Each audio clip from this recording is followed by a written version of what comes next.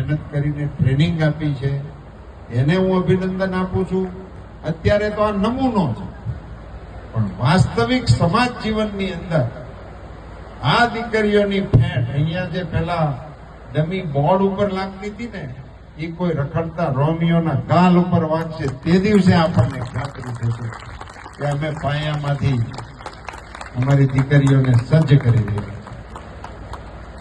भारत की नारियां जलती चिंगारियां जाने ना कोई उसे फूलों की क्यारी. અહીંયા મેં જાણ્યું, મને આચાર્યશ્રી દ્વારા કહેવામાં આવ્યું કે અમે કરાટે ફરજિયાત શીખવાડ્યું.